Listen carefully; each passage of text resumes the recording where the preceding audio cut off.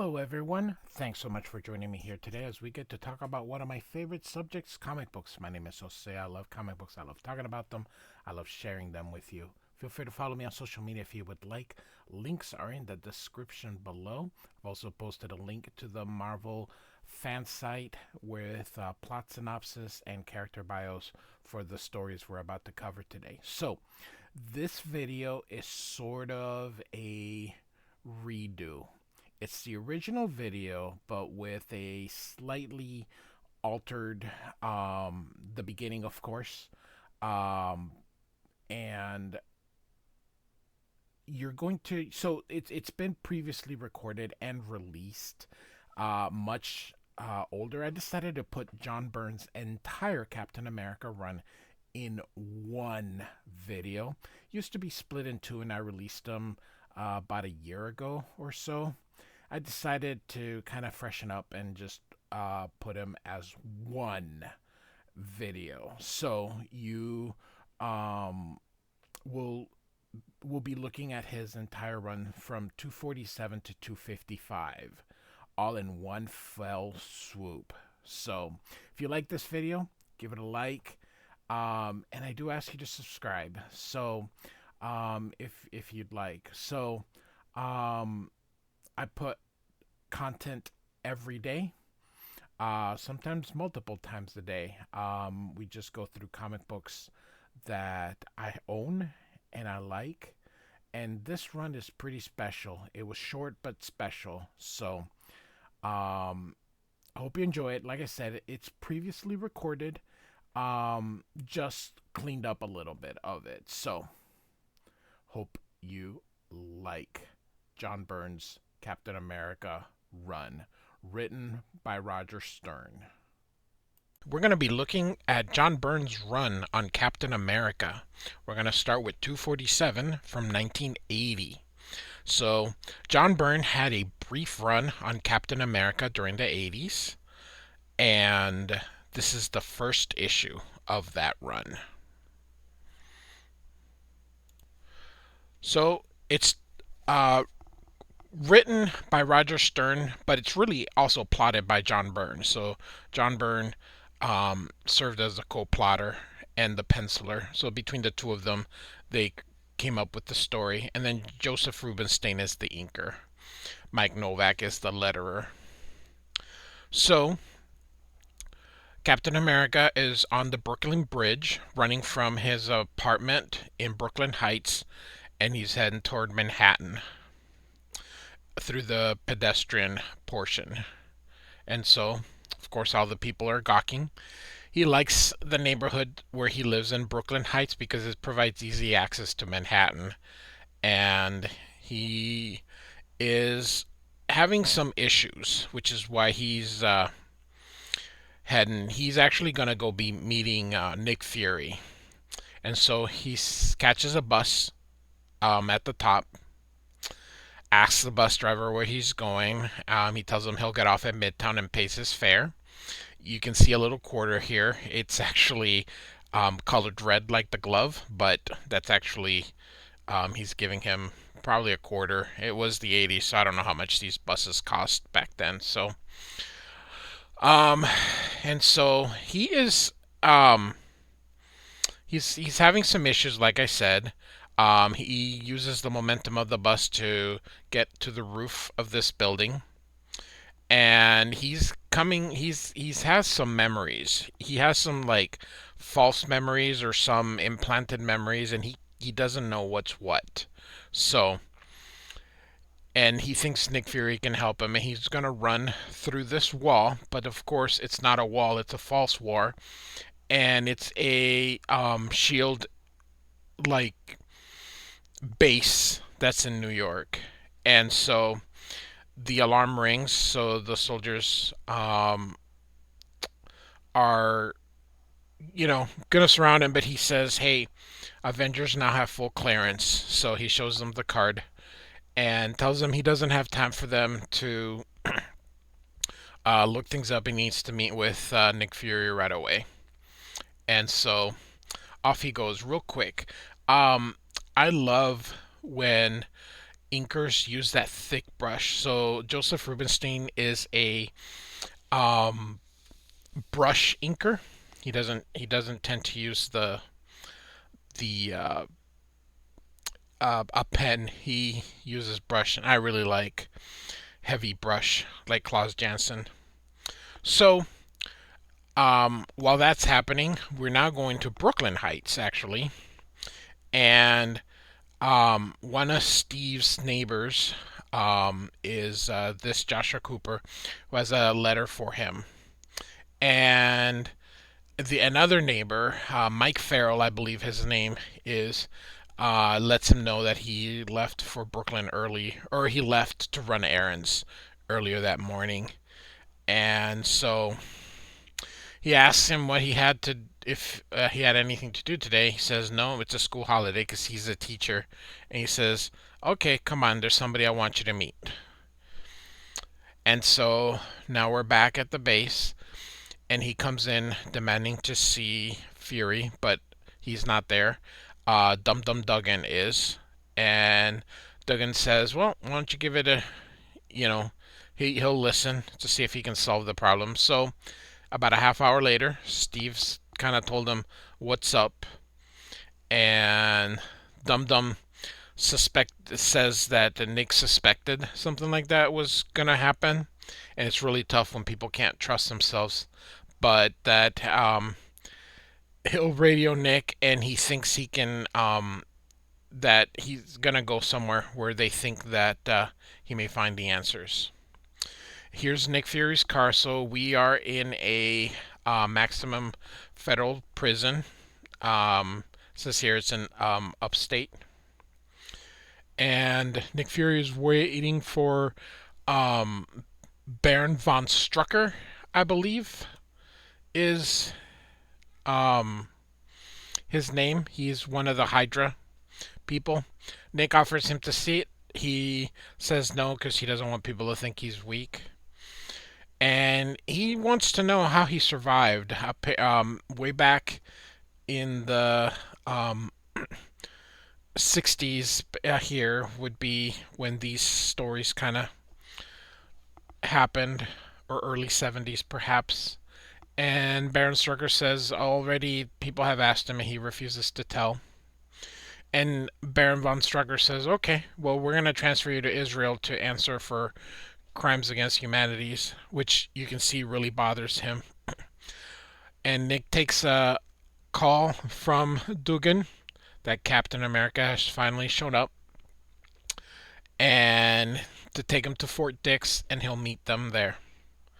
So, with Fury's back turned, Baron Strucker is taking some kind of thing out of his pocket, which is like a cyanide gas, and that he's gonna die just like Captain America will.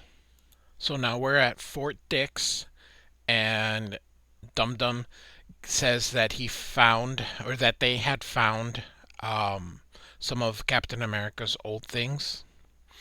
And he opens up the crate and sees his old shield and other stuff that he had from his locker, but then he found a journal that he kept. And real quick, like I said, I like John Byrne, but he, when he inks himself, it's his best work.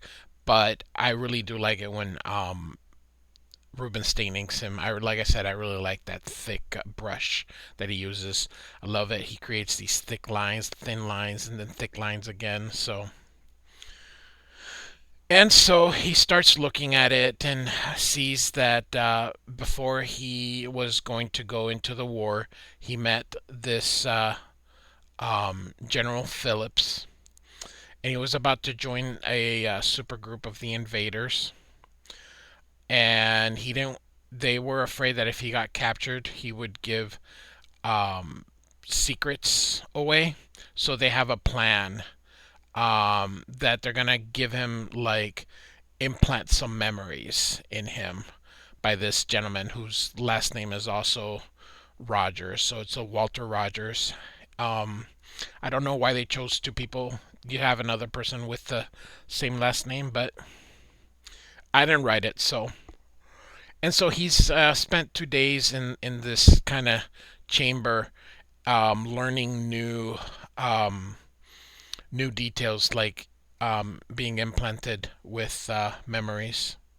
So now Captain America is positive that those other memories that were coming to him were false. So he's very happy to learn that the stuff that he knew, or what he always remembered, was real, and the other things were false. Real quick, some things people drew is, you notice that it's pretty different when you see John Cassidy draw Captain America and how Captain America is drawn now. And look at this difference. They used to just draw little bits of the quills, whereas John Cassidy draws every single one. So um, he always had that armor, but it's just people interpreted it just very thin. Anyway,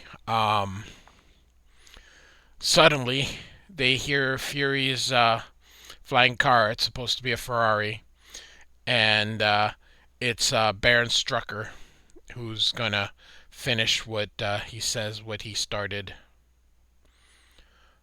John Byrne is such a good artist and a good penciler, and this is still, he hasn't quite reached that level, but you can see he's very solid here. So of course we do have Baron Strucker here. So Baron Strucker starts attacking, and his new shield is behind the car, so he can't reach it.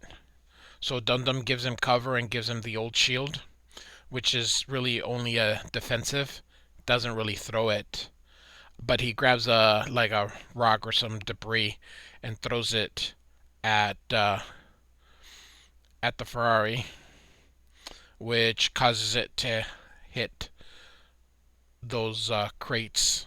Strucker gets out and shoots, hitting Duggan, and Captain America covers him and then goes to attack, but then is of course hit by the shield, or hit by a blast, and he throws that shield, and he does it to try and distract them.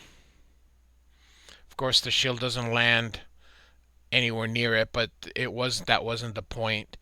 Strucker's distracted, so Captain America um, kind of spears him and then punches him, and then he uses this called the Satan's Claw, and takes it out of the, he had it gloved, and of course it grants him like a super punch, I would guess. So Nick Fury was sleeping, or not sleeping, I'm sorry, he was knocked unconscious inside the car. Comes out, sees Cap fighting Strucker, grabs Cap's shield, throws it at Cap. Cap uses it to destroy, or at least disarm the glove, and they're going to take him away. But of course, Baron Strucker decides that he's going to kill himself instead. But it was never him. It was a robot that they've had this whole time. Turns out that it's a robot built by the Machine Smith, and you can see he's building robots of different of the heroes and villains, Magneto, and I really don't know who this is, but Spider-Man, the Thing, and Iron Man. And so this ends our issue.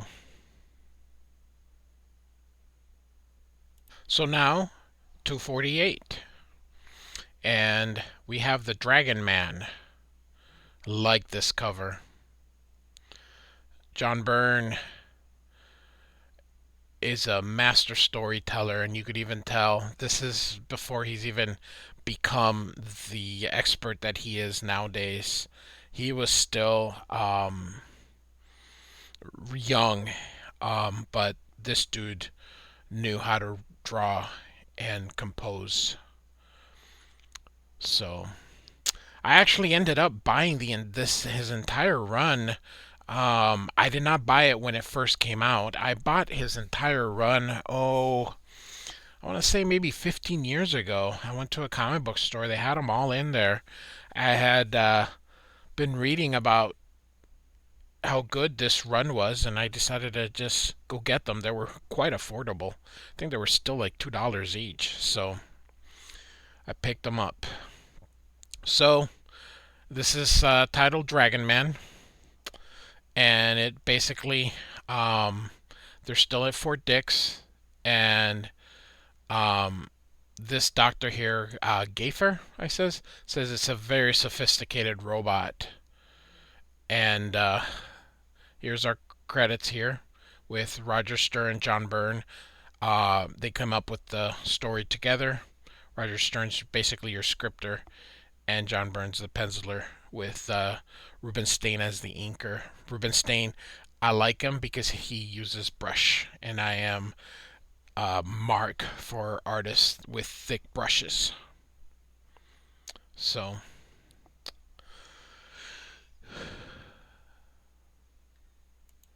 Gaffer tells them that this is the most sophisticated robot he's ever seen, and makes their life model decoys look like Tinker Toys. And of course, Machine Smith is watching, and Captain America is just impressed by how technology has advanced, and um, everything that's happened. He just thinks it's impressive. Again, look at Rubenstein's thick lines. So he wonders why anyone would leave the remains of this robot for them to be identified, and he deduces that it has to be booby trapped.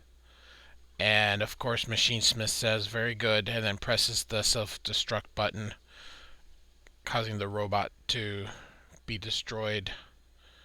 So they guessed that there was still active circuits in there. So, and there's like a data module, which of course floats away, though the soldiers do try to shoot it down. In the 70s and 80s, these stories, they're fun, but of course, you kind of look at them now and go, "Oh, that's silly." But you know, I think you got to look at them with the intent of how they were written. I think it's just fun stories. So, Fury's upset that he missed the probe, and said that if they had marksmen like him back in the big one, they'd all be speaking German. The soldiers afraid of him. Cap tells him to lay off, and that they'll get a lead on the robot. Fury tells him it's Shield business, and Cap's not really happy to it.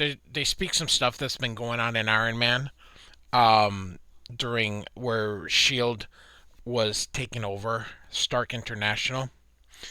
I have those, but not as issues. I have those in the I think it's a Marvel Masterworks. That includes the really cool story of Demon in the Bottle. And anyway, so just kind of all wrapping up. There's a lot of dialogue that fills in. I mean, it's like they're trying to give you everything. It's part of the reason, part of the things is because, people pick these up for the first time. And so Marvel wants to just make sure that everyone has all the information that they need. But um, Steve says, all right, you guys handle it. And he appreciates his job, or what Nick Fury has to do. And then Duggan tells him if he needs a ride, and Steve says he'll take it if he can drop him off at Avengers Mansion. So the probe comes to Machine Smith. He has him plug in to get the information that he learned. And then he's having this, right now it's being hidden here. We can assume it's Dragon Man, but um, it's being undocked and tells his robots to go deactivate until he needs them again. And so he pulls the covers, and of course it is Dragon Man. John Byrne does such a really good job um, drawing him, all the little scales and all that kind of stuff. So, and Machine Smith is all happy.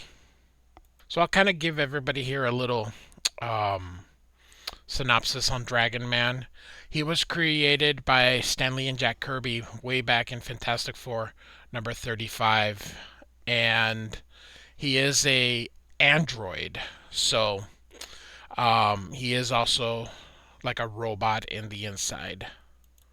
So back in the 80s, Captain America's when he wasn't Captain America, it was Steve Rogers. He actually had a career. So I don't think you see that anymore, but he was a commercial artist. And so here they're showing all the mundane things he was doing. And so he's riding the bus back to Brooklyn Heights and heading home. So I'm pretty sure he doesn't do this anymore. So and he's being called out.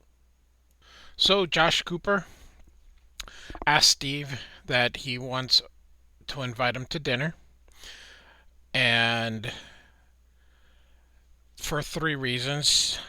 And his old college, or Mike Farrell from last week, his friend's moving into the building, and then they have a great recipe for spaghetti, and third, it's Friday. So Steve's like, lead the way. And he meets, and they said her name was Byrne, but of course it's short for Bernadette. John Byrne is absolutely great at drawing the mundane. And what I want to say is, look, I mean, a corridor, stairways, a kitchen, here, the sofa, the girl sitting in the sofa. Very mundane, meaning it's not action filled. It's just gets the reader in. I don't know. I think John Byrne is a master at this. And even early on, you can just see it. Even when you look in the 70s, you look at his work on X-Men, on the Dark Phoenix saga, Days of Futures Past. He is really good at drawing people just doing average things. So great stuff by John Byrne.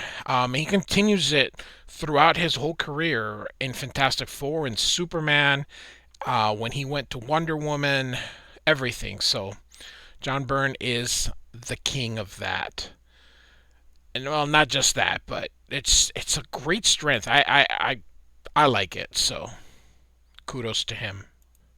So Steve and Bernadette meet, and then we are going to go into Machine Smith's lair here. He's got Dragon Man.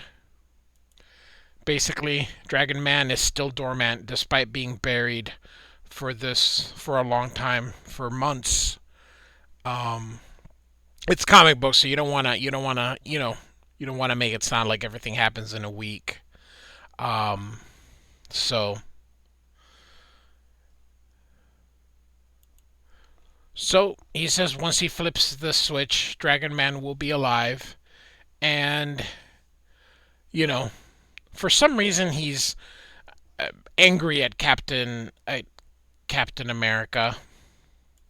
I tried to read up on him, and I just couldn't find what his hatred of Captain America really is, because He really didn't have much interactions until he was introduced here in the Captain America. Machine Smith really started out on Daredevil, and he was really a Daredevil enemy.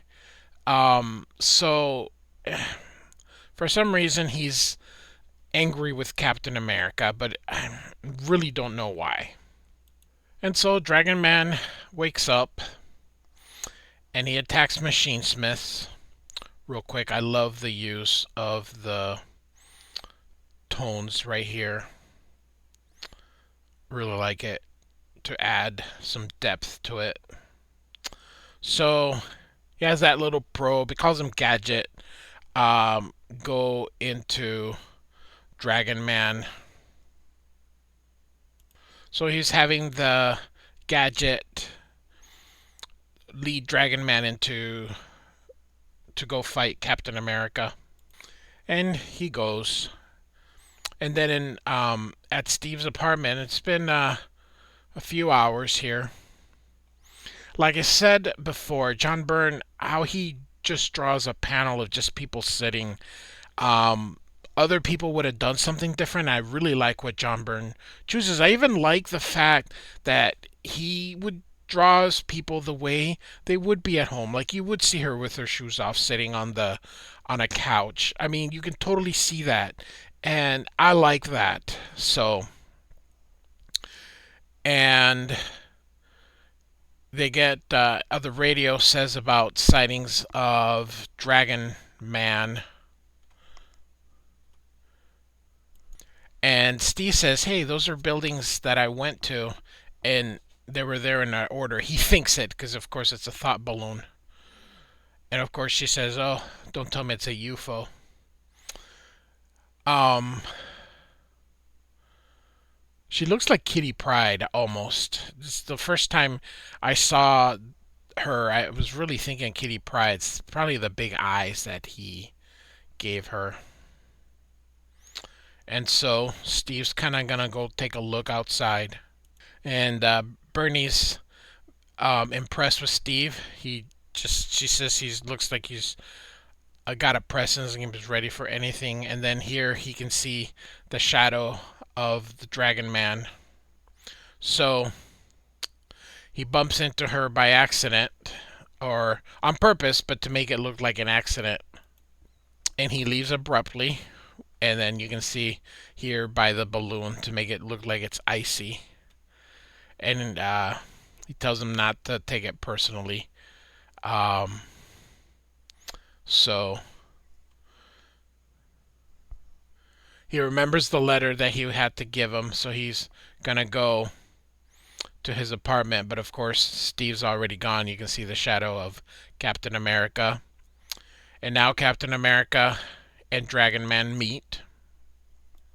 And so notice how calm he is, but of course the little gadget kind of makes him, um, kind of drives him crazy.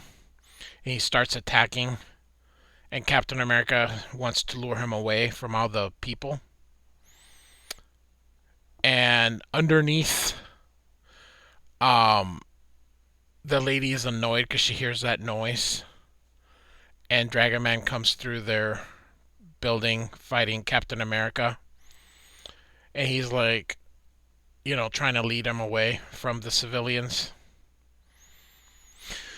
Tries to lead him away, throws his shield, hits him, it does nothing. Dragon Man tries to eat it, it doesn't do anything. Of course, it's made of adamantium and vibranium. Then he throws it away, all the way up, almost a mile in the air. So here's an airplane. And Dragon Man's still causing a mess. Hits the water tower. Captain America jumps from one building to the other. Dragon Man follows. Here comes the shield, which damages a wall. And he grabs Captain America. And so we're left with a cliffhanger. Will Captain America survive, of course? So now we are in issue 249. So here's the cover. And we see here that Captain America is going to end up fighting some robot versions of Spider-Man, the Thing, and is this Magneto? I think so. That's the Magneto helmet. Um, so should be pretty cool. Again, I love that thick brush by Joseph Rubinstein. All right, so Death Wears Thy Sting is the title, and Dragon Man still has Captain America in his grasp. And here's the credits. Roger Stern and John Byrne co-plotted together. Roger Stern really is the scripter, and John Byrne is the penciler. So Captain America takes his glove off, throws it at the eye of Dragon Man. Dragon Man then lets him go. He sees that little drone, so he aims his shield at it and hits it, destroying it. That allows Dragon Man to recover, because that drone was sending like hypersonic signals. So Dragon Man knows that Machine Smith did this, so he's gonna go find him. And Captain America suspects that, so he's gonna follow Dragon Man. And so he grabs the clotheslines and makes a makeshift rope and grabs onto Dragon Man. And then in the apartments, we see a group of people gathered. And here's Josh and Bernie. And they're kind of wondering how the fire started. And Mike tells them that people saw Captain America fighting like a big dragon-looking monster. And Bernie's concerned about Steve. And they kind of make fun of her, saying, "Oh, you know, like a one-woman fan club here." And she feels kind of like, 'cause she just met him, but apparently she has like a crush on him. Love the big eyes. It reminds me of Kitty Pryde, like I said. Um, Love like I said, the nice thick brush that's used. And so we're back to Captain America, who's still hanging on to the Dragon Man. And so he lets it go and then rolls down. I love the comic book language of how they used to, the rolling there. That's pretty cool. And so Dragon Man's going into that barn. And so Dragon Man rips through the front door and goes in, and Captain America follows him. And catches Machine Smith by surprise. I think, if I remember, this might be Airwalker, who I think was a Galactus Herald also. I don't know. He's one of those cosmic beings. And we see Spider-Man on the table, Magneto, and then, of course, there's the Thing. And he sends 3 drones, and they kind of electrocute him, and he falls down. And Captain America attacks, throws his shield, and goes and grabs Machine Smith, but he's also a robot as well.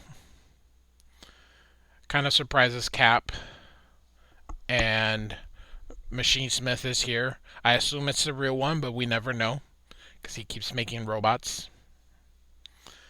And suddenly he's hit by the Thing robot, and all these other robots are now going to attack Cap.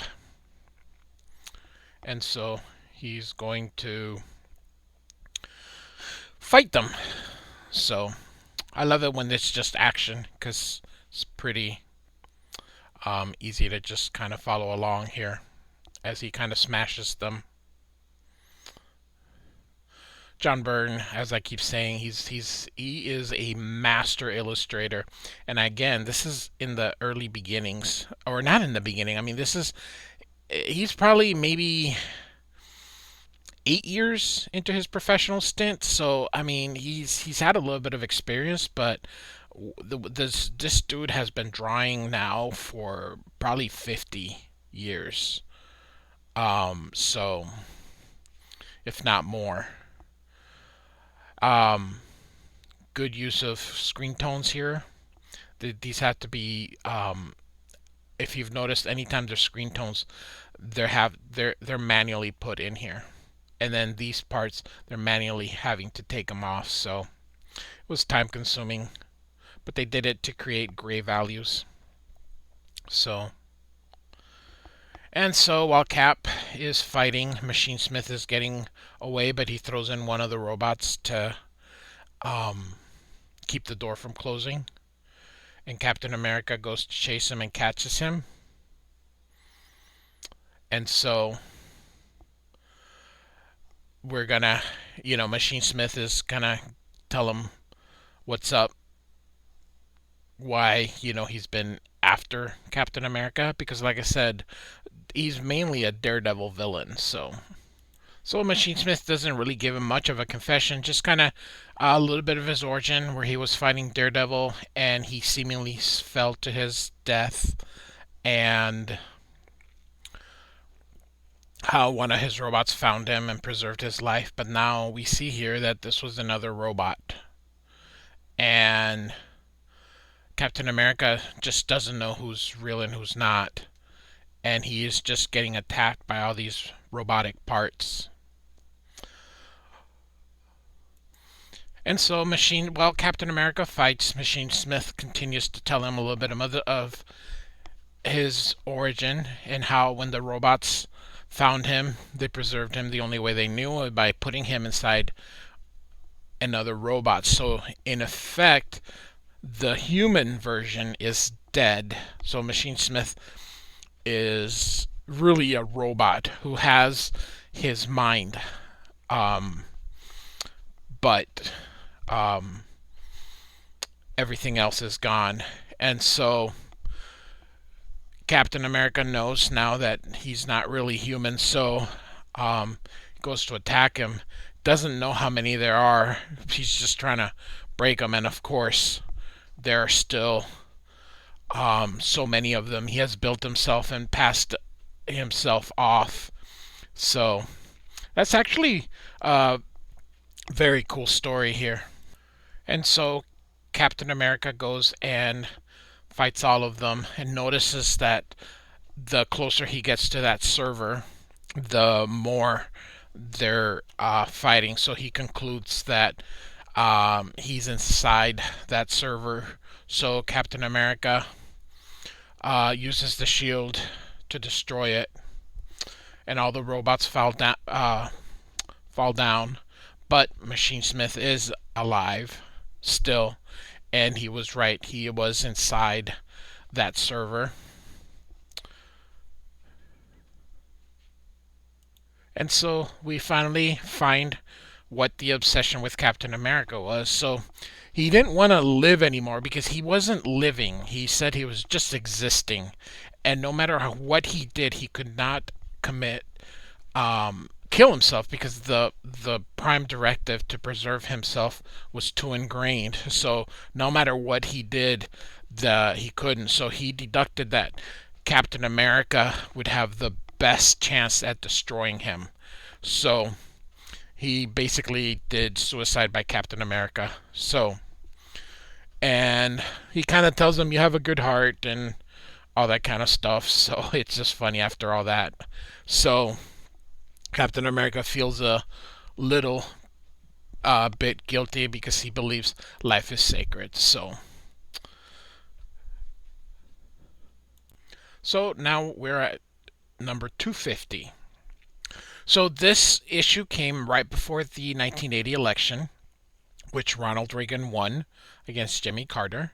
But here, the People's Choice, Captain America for President. So it's a very cool story. It's a one and done. It's an anniversary for his 250th issue. So we begin inside. We've got a convention, and these terrorists have grabbed one of the people in there, and Captain America throws his shield and advances through, and very quickly gets rid of the terrorist in a few panels. Then FBI comes in. This is a U.S. Congressman. This lady's very happy that Captain America saved them, and so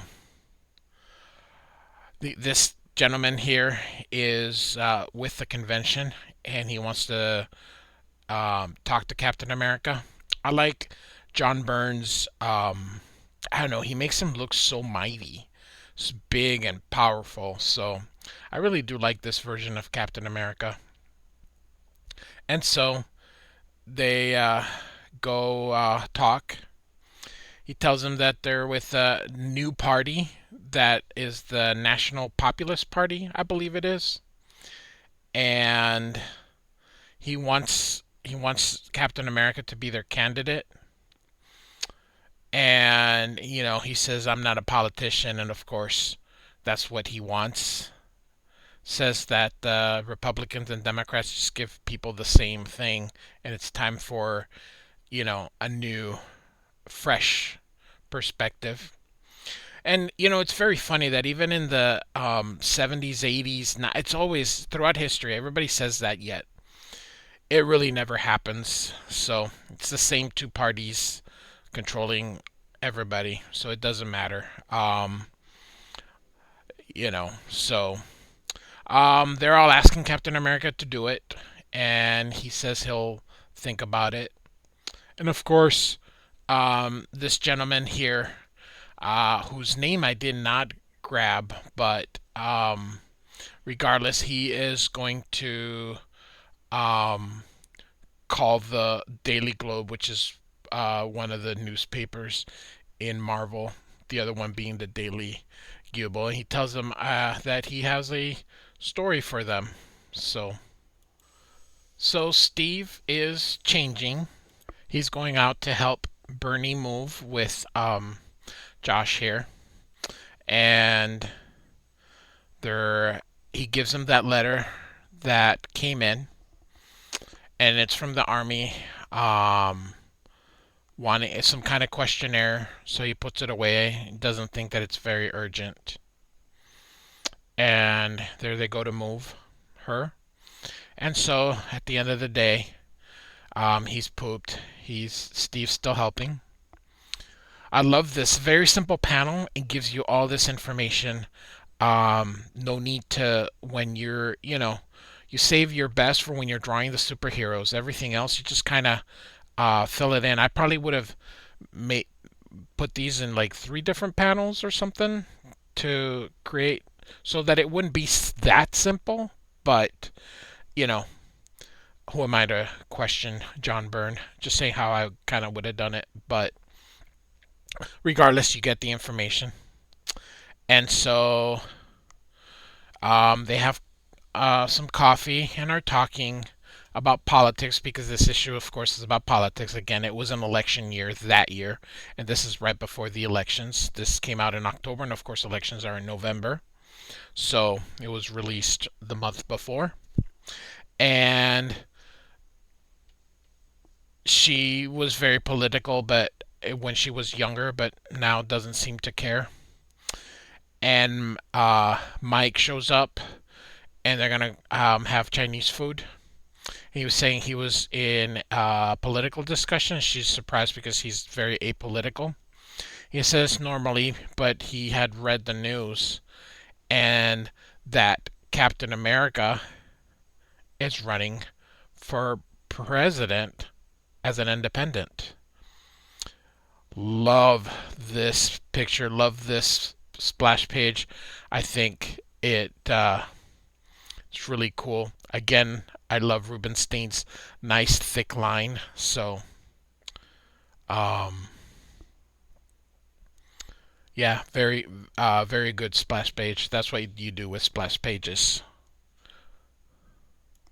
And so Steve Rogers is surprised. Sorry.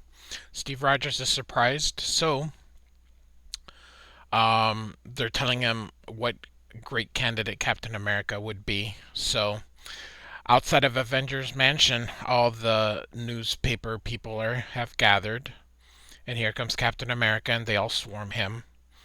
He basically doesn't have a comment, um, and wants to know if there's some kind of dangers out there so that they can go, but there is none.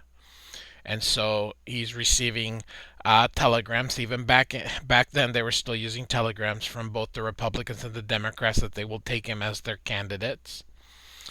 And the Beast says he'll be his campaign manager and he'll carry the mutant vote and all his dates.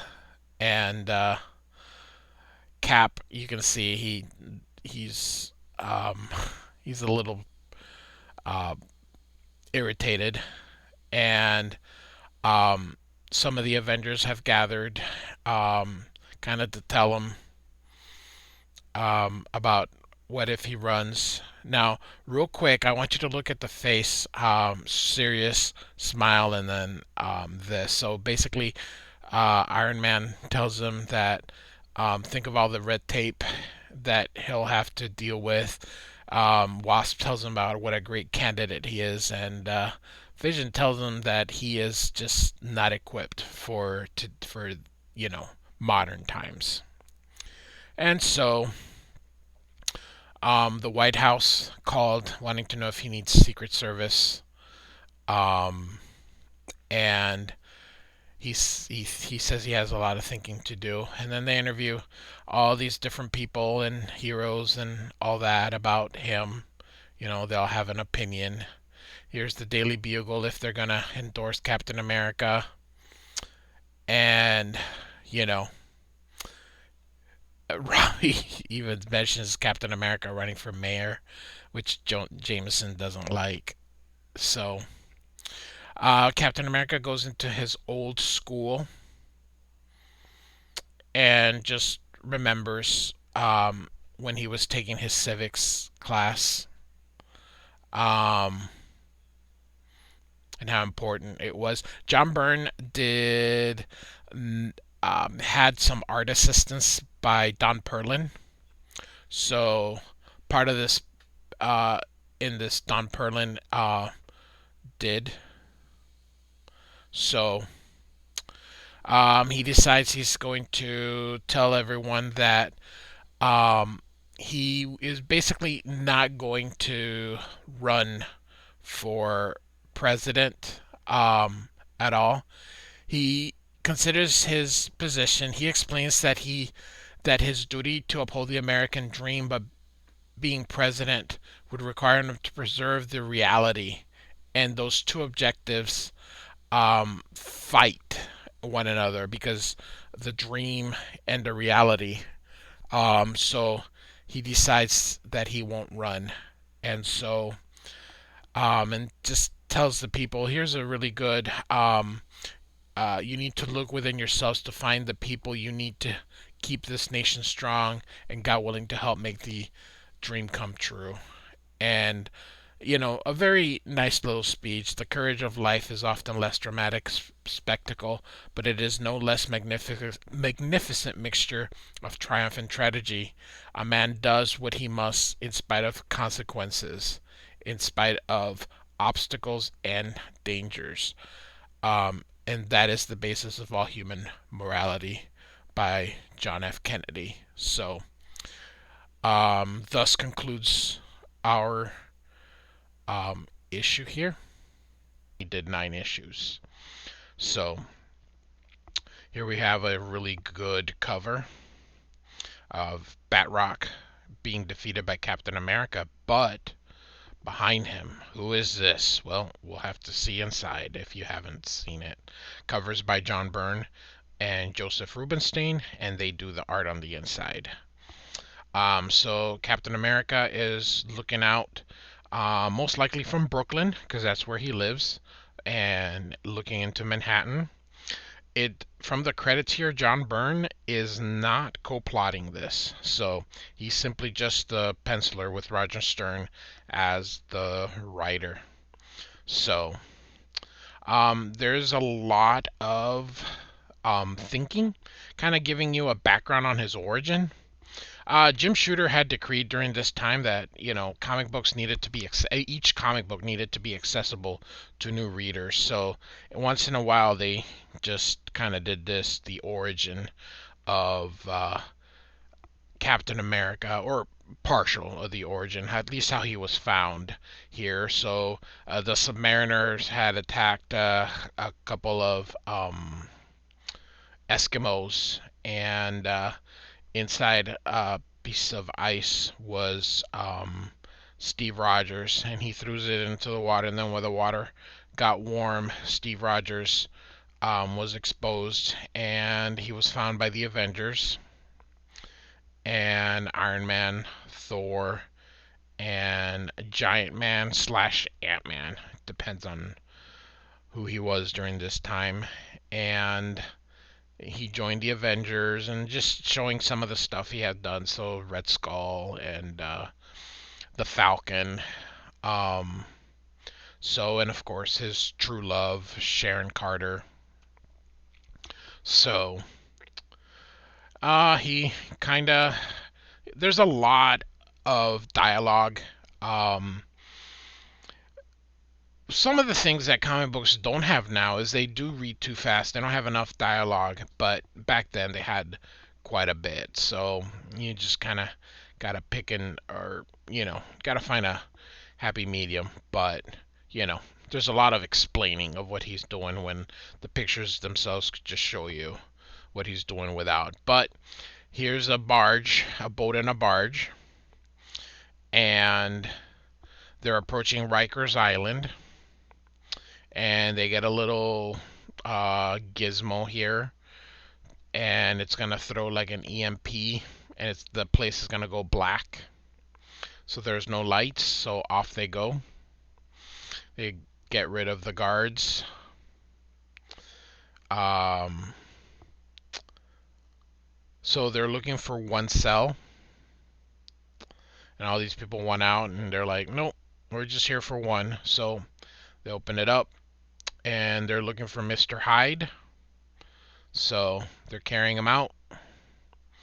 And in the barge, he wakes up to see that Batroc had helped him out. And Mr. Hyde's impressed. And they brought Mr. Hyde his clothes. He asked for the $5 million that he had promised to whoever freed him. He says there's no such thing. And so these two kind of have a little brief fight, but Mr. Hyde kind of convinces him to join him into a plan of his. And Batroc really has no choice because Mr. Hyde pretty much beats him.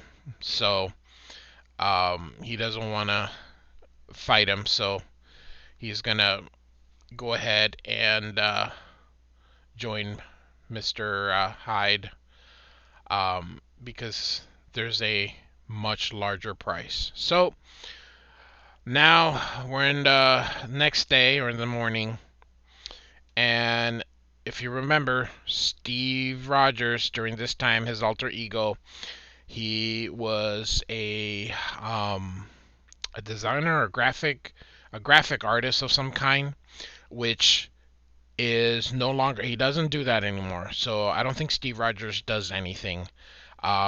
He's Captain America pretty much all the time. So in comes Byrne.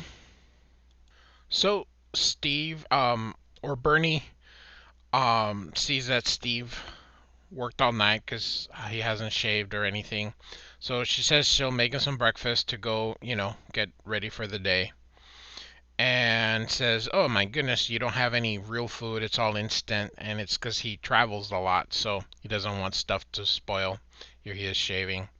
And then she's gonna ask if she can put music, and then sees that Steve only has old stuff from the from back in the old days, and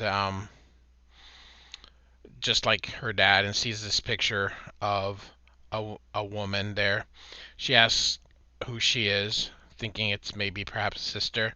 Then he lets him know it's Sharon Carter who had died. Now, backing it up, at that time she was presumed dead, but later they said that they faked her death because they sent her undercover by Nick Fury. So, but that's later on for another time.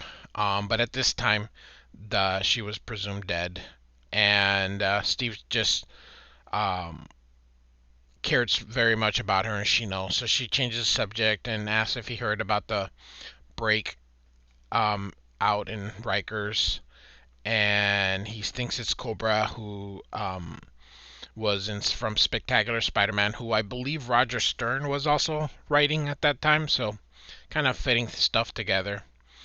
And now it turns out that it was Mr. Hyde, and he wanted to do something, but he decides no, he hasn't slept. He has a job to do, and that there's other heroes out there that can handle it. So um, they have breakfast, and they just kind of start talking. And so now Steve is going to work, and again, he doesn't do this anymore. So, but back then, your secret identity had to do something. So he's going into Manhattan in the subway, and the guy's listening to a radio. So that's what this is, and he suspects that it's Batroc. So here's his boss, and he's got some stuff in his mind. He figures out it's Batroc, so he's gonna go into the janitor's closet and change into Captain America. And he goes up the stairs to. He's gonna go into the DA's office, so off he goes. And everyone, he just mundane stuff. It's kind of fun. You just don't see the comic books nowadays sort of doing that. And this is the DA secretary, and he asked to see the DA if he's not busy. So, and a coloring mistake. This should have been red right here, but so back to Batroc. So here's an oil tanker by the name of the Queen of Egypt from Roxxon, who's a made-up company, kind of like Exxon. It's supposed to be the big oil company. And they're heading into New York, and the sailors are all screaming, kind of like being all wild. And he puts on the binoculars, and it's Madame Monique, I think it is, and she says, "You've been boarded." And the captain's like, "What?" And Batroc is behind him, and Mr. Hyde discharges all his people, and they let you know they came aboard a little sub, and I love Dry Brush. It's pretty cool. And they're basically going to ask for $1 billion, and if not, they're going to set the tanker to explode in New York Harbor. And they know the loss of life will be big, and so he calls the district attorney, who's right there, who tells Captain America he was right, and they want a hostage. And turns out the hostage they want is Captain America, who happened to be there. So off he goes. Captain America doesn't know why they wanted him as a hostage, but he agrees to it. Lets them all go. They board. There's the gold, and he presses a button which releases gas, knocks out all the guards, but it doesn't knock Mr. Hyde. Batroc tries to fight him. Captain America punches him out, and then here comes Mr. Hyde. He punches him in the face because that worked before. It says here Captain America 152, but Mr. Hyde has changed, and he starts to pummel him. And for some reason, Batroc stops him and says, "Hey, you're gonna kill him." And then he's like, you shouldn't do that like a common thug. And so Mr. Hyde says he's right. So they're going to instead ram him into New York which go, well, why don't you just, I don't know, it's comic books, I guess. Don't overthink it. But so Cap is heading into New York to get um, killed, apparently. So, okay, so now we are going to be looking at 252. It's another cover by John Byrne with Rubinstein. And it's a pretty cool one. The Cap being thrown off the boat here by Batroc. And then, of course, Mr. Hyde in there. So, and pretty much picks off where we left off with Captain America about to slam into the harbor. Now, like last month, the credits, Roger Stern is just the writer. John Byrne no longer is co-plotting. So this is all Roger Stern with Rubinstein inking. And Rubinstein is an inker, like I said, that I like him as an inker because he creates those beautiful thick lines. He uses a brush, doesn't use a pen. So, and it's a pretty cool splash page here. Byrne, like I said, it was still in his I wouldn't quite say his beginnings, but you know, he's still not the guy that went into Fantastic Four. He's still, you know, he's been in the probably maybe 10 years working, and this dude, of course, is legendary now. John Byrne is one of the greatest. And if you're gonna have a Mount Rushmore of comic book artists, he's top 10. He's top 10 because he has accomplished very, very, very much. So, and so Mr. Hyde wants to destroy the shield, but of course the shield is made out of adamantium and vibranium, so he's not able to do it. So he throws it and tells Batroc that there's still lots to do. Let's go to the bridge. But if you notice here, Batroc is kicking the anchor chain release. So it gives Captain America a few feet more so he can maybe perhaps try and escape. So it's obvious Batroc doesn't want to work with Mr. Hyde. So Captain America starts to pull using all his strength and finds a weak spot in the chain and is able to be released.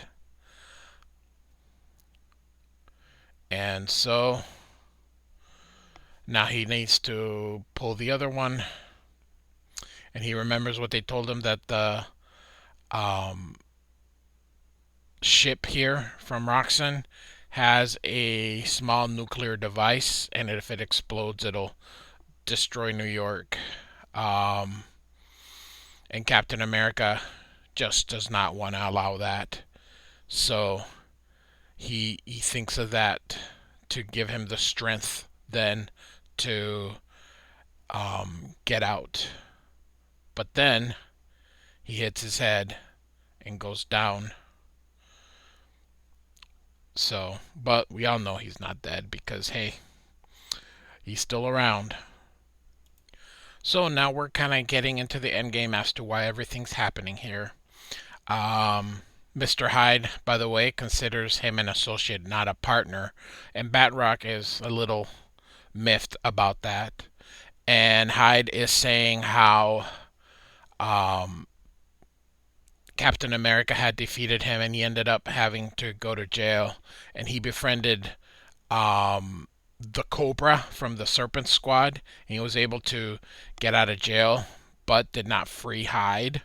And Hyde swore vengeance. So he's actually going to use that small nuclear device to destroy New York because he knows Cobra's in there. So he wants to destroy the whole city just to get one person. Batroc says, you know, stealing from a corporation like Roxxon is one thing, but mass murder is not something that he wants to have a part of.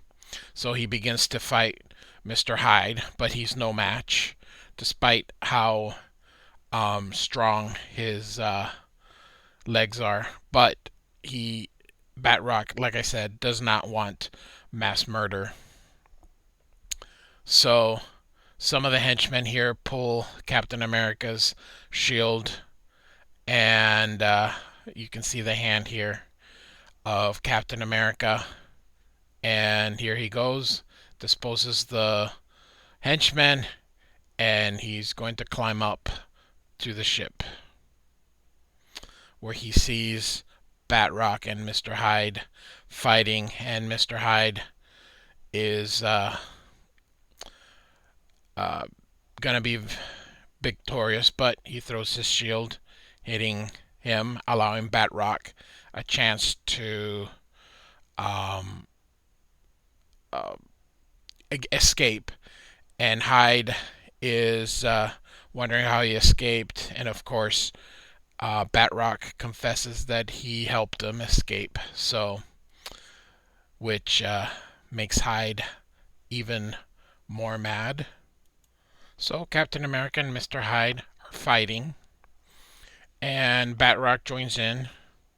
It was Batroc's idea to have Captain America as a hostage because he knew Hyde couldn't be trusted. So he knew that Captain America would be able to defeat him, and so the two fight.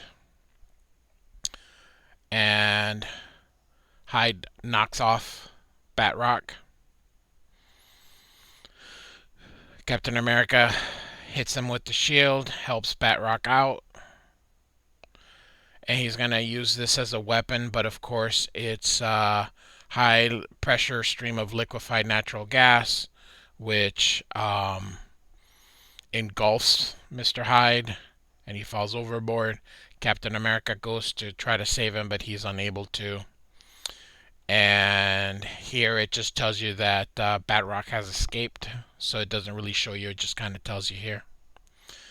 And so he's getting away with Roxanne's money.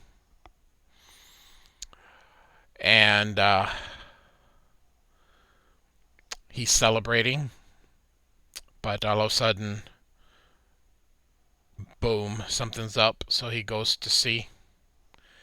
And his barge is sinking, and of course Captain America is in his in the little sub, and so he has to give back the $1 million.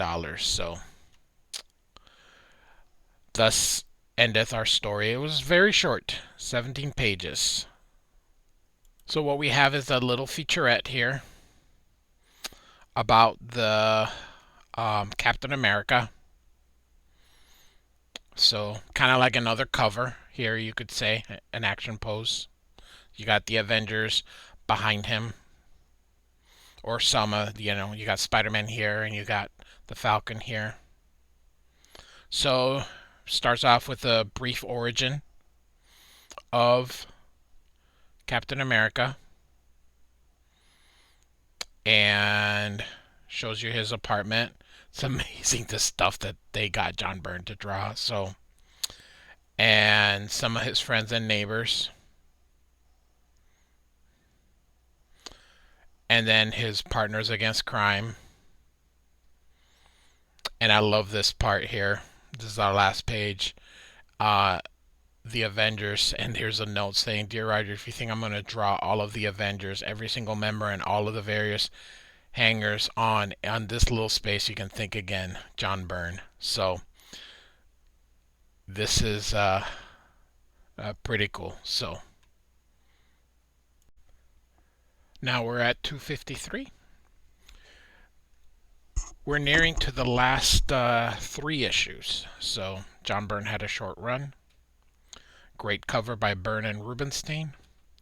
I think they used white media here to create this. I think this was all black, and then he probably used some white to get these things here. I do like how they constructed this cover, so it's very cool. So we know we're going to be dealing with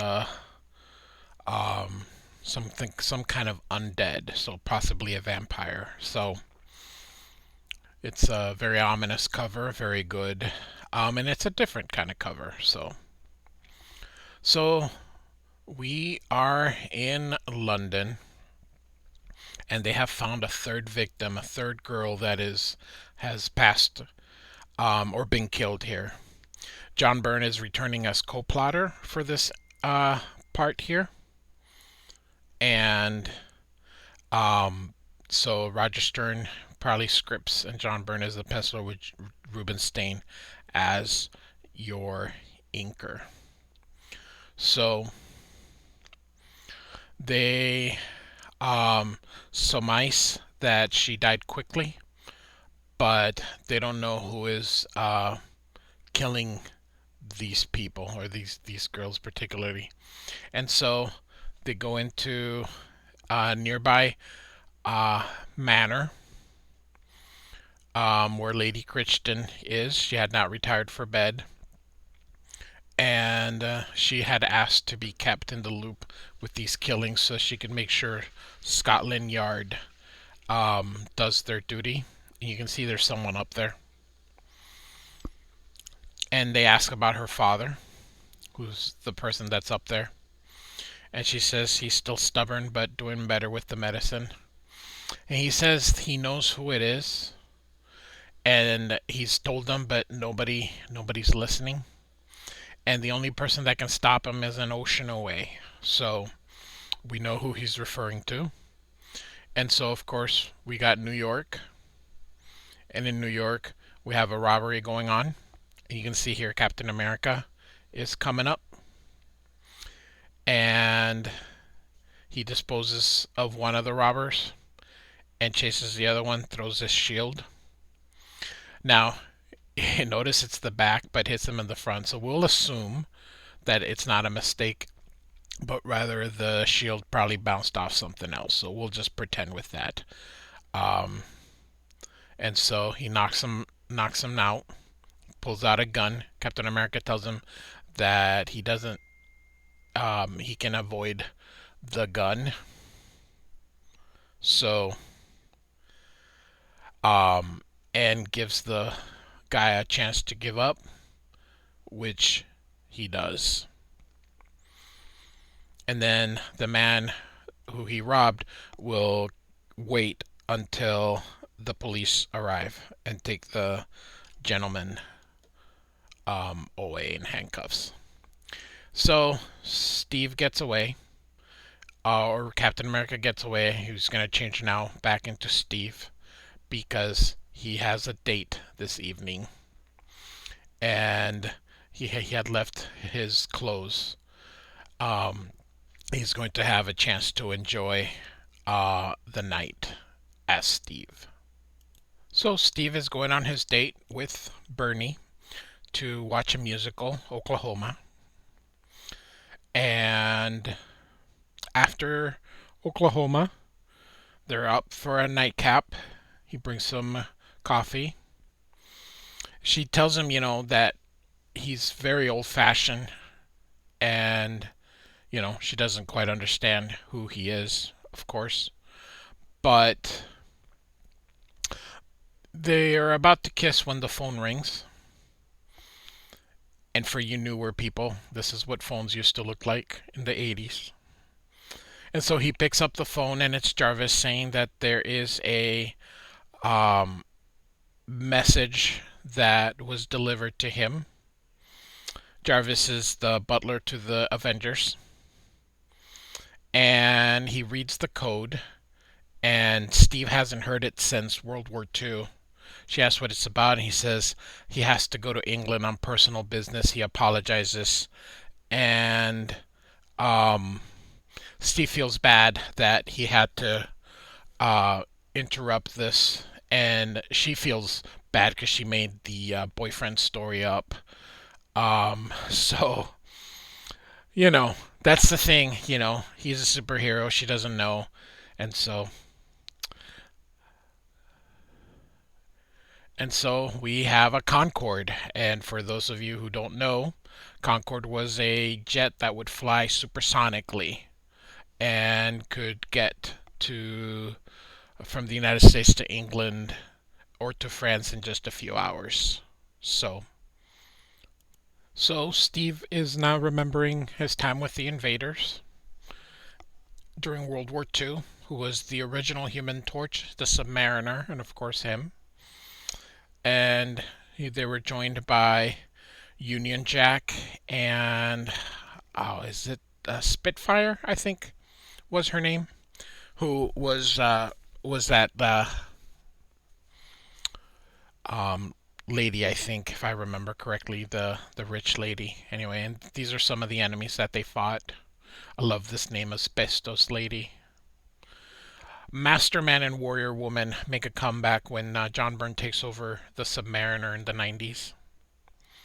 And so they're about to land, and he puts on his hat so they won't recognize him, and instead of a passport, he shows the Avengers priority clearance, so they let him go. I should have one of these. And so he goes to the Falsworth Manor and sees Jacqueline, and she's can't believe he looks exactly the same as she remembers because he was in suspended animation. She of course feels terrible because she's so much older and he's so much younger. And he's asking about that telegram or cable they sent. She said she didn't send one, but of course he did. This is the dude that was Union Jack in with the invaders, and he says it's been Baron Blood, and she's like, Baron Blood is dead, and um, Union Jack says no, he's not. So, and tells Steve he needs to go check it out because he believes him. So he goes to the coroner and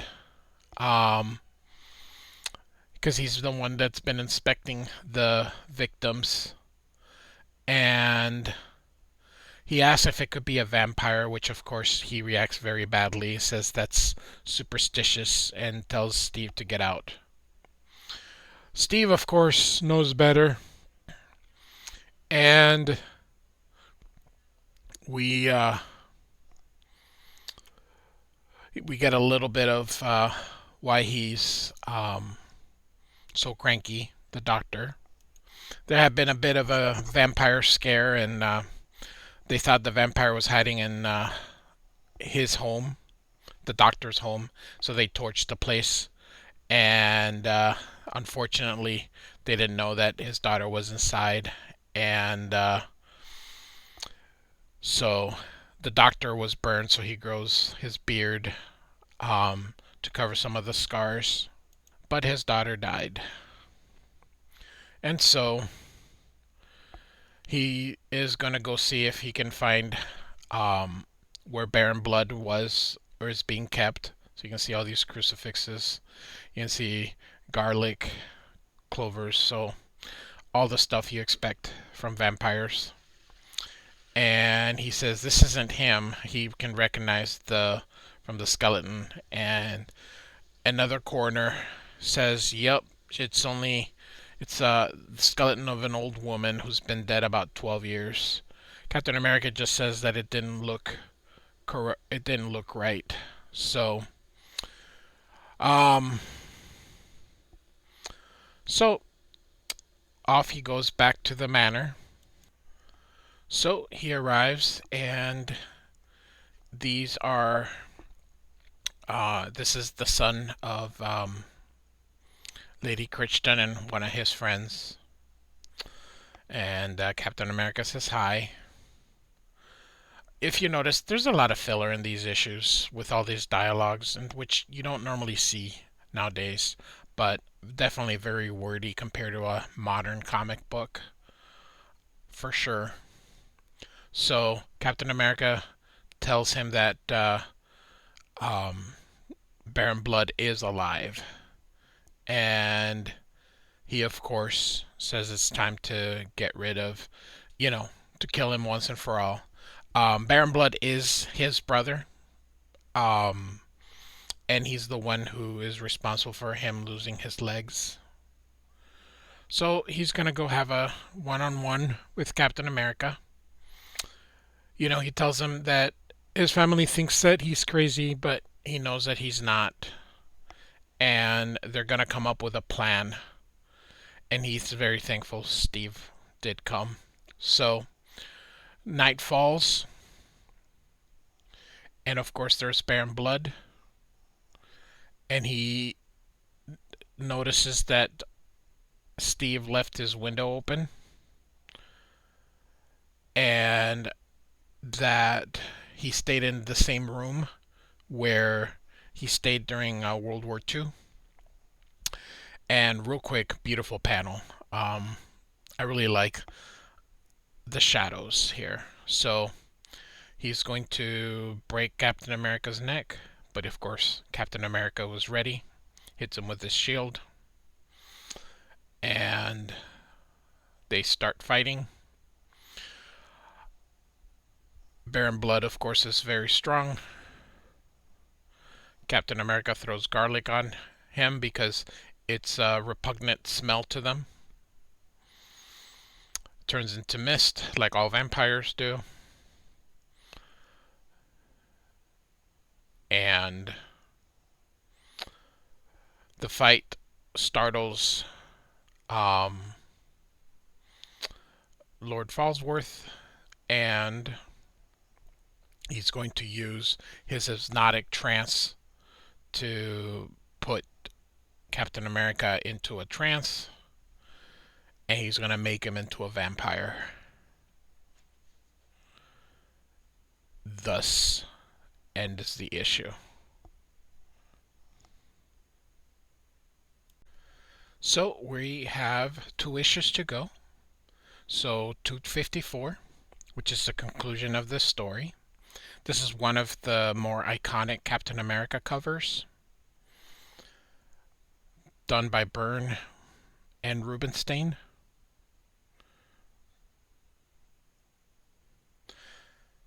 This issue is actually the one that made me want to buy the whole John Byrne run of Captain America. So we start off where we left off, where he's going to bite Captain America, and everybody watches in horror. Here are your credits of Stern and Byrne as the co-plotters, with Stern as the scripter and John Byrne as the penciler. Rubinstein is the inker. I like Rubinstein as an inker. Like I said, I love the brush. I love the thick black lines. And as he's about to bite Captain America, we get a little bit of a recap of the previous issue in a couple of panels. And he bites, but of course Captain America wears armor, and he is not able to bite him. He basically gets out of the trance, and they begin to fight again. The kids come into the protection of his family. Baron Blood grabs him, throws him back at Cap. Suddenly the sun's coming out, and like vampire lore, it's not good for them.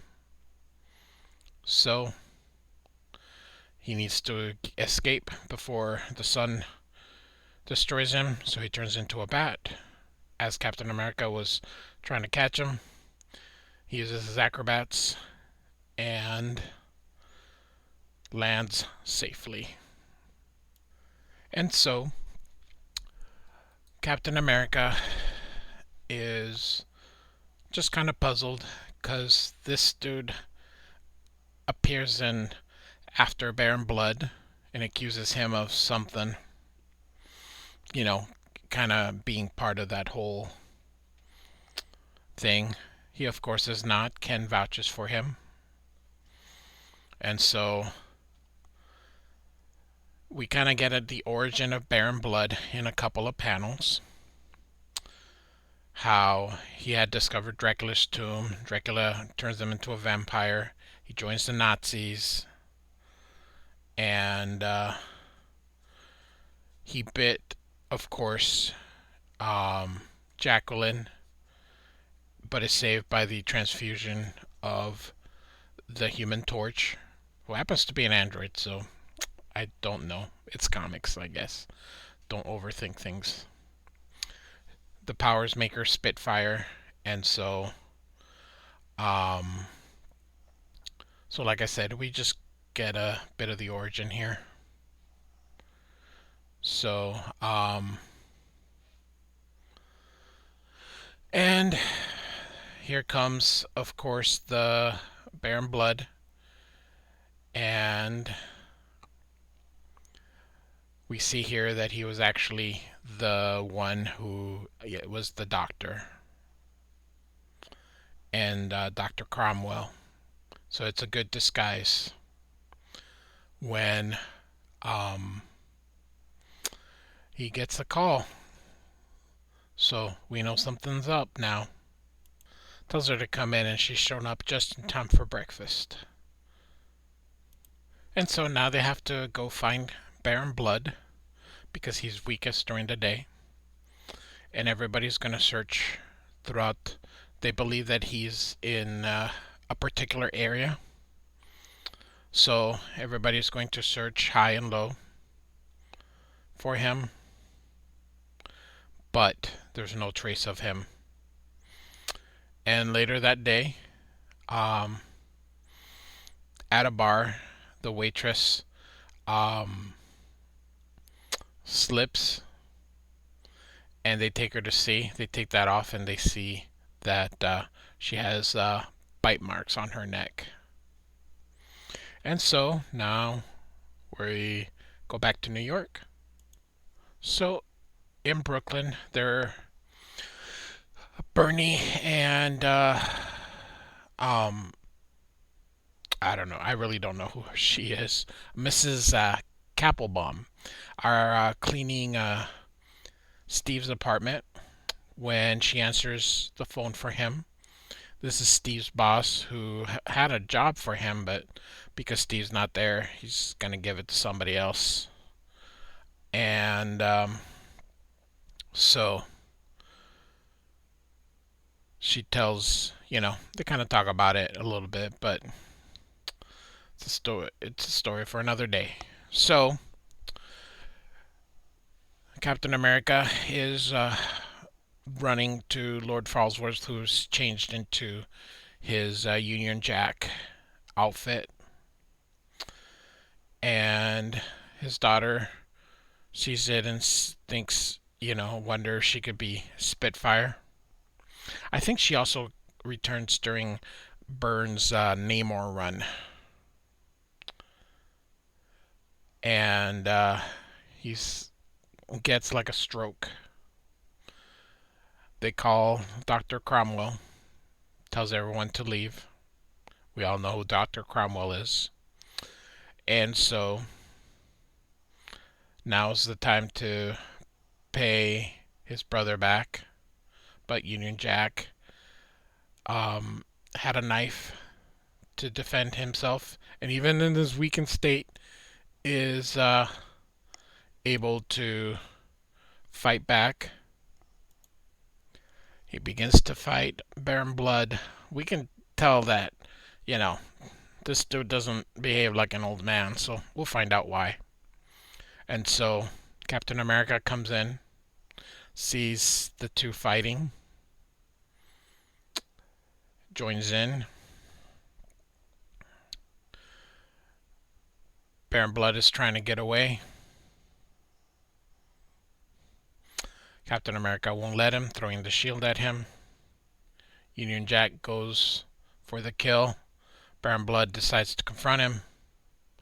Captain America grabs the curtains and lets the sun in. And so he goes to attack Captain America, who hits him with the shield. And Captain America has no choice. Ups his shield and decapitates the vampire.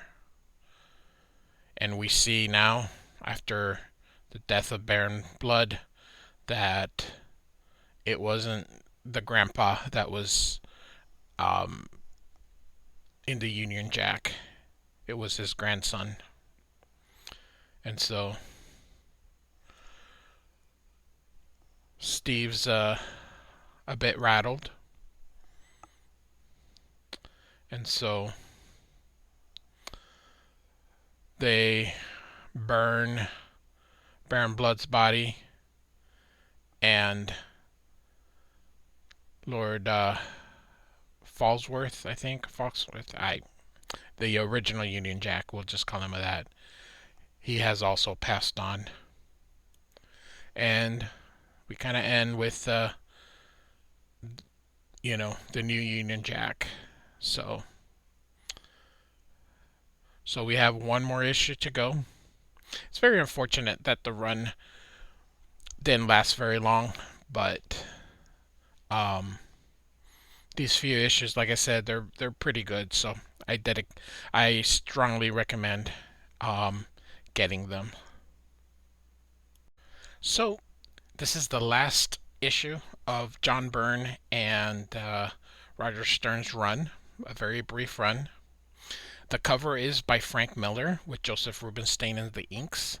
I think Joseph Rubinstein really complements Frank Miller's style, similar to the way Klaus Janson does. You can see Frank Miller does really well with the thick brush strokes that these inkers give him. So this is essentially an origin issue. Okay, so it's just going to give you the origin of Captain America. So Roger Stern is the writer and John Byrne is the artist. So he's doing both the pencils and the inks. It does seem here by the credits that Joe Rubinstein may have done an ink here or there, but this is all mostly John Byrne, who also works with the brush. John Byrne is best when he's inked himself. So again, we're just going to go over, we're not going to spend too much time on it. We all know his origin. His origin hasn't really changed. He's a weakling who wanted to join the army. He wasn't accepted because he's so weak, but undergoes an experiment which turns him into Captain America.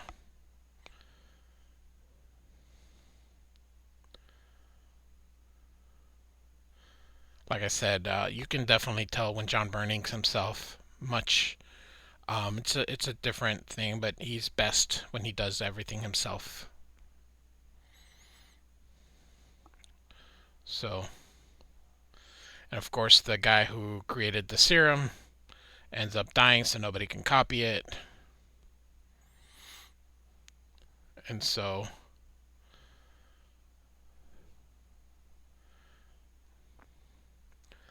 like I said, it's a very quick issue. It's just pretty much his origin of how he becomes Captain America.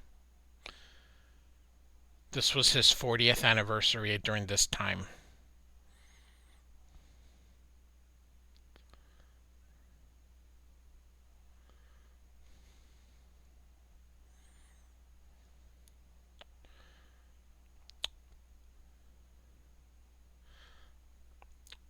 So, like I said, we're moving quickly, just enjoying John Byrne's art, who is a phenomenal artist.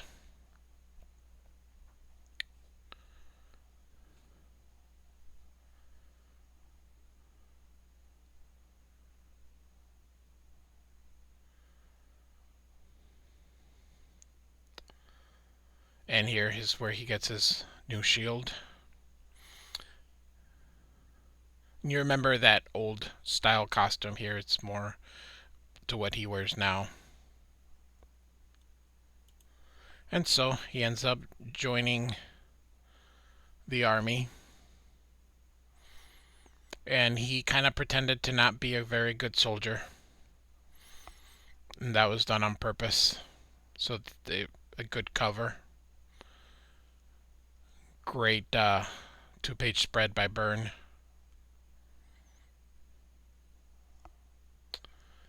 And we're kind of now in modern times here.